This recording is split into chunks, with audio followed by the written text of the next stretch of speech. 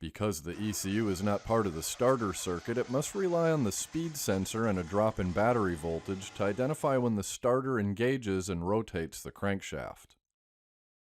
As soon as the ECU receives a signal from the speed sensor, it grounds the high-pressure fuel pump circuit.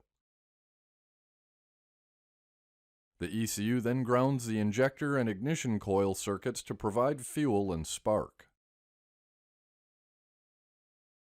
Injector time during startup varies based on programming, calculated airflow, and the desired air-fuel ratio.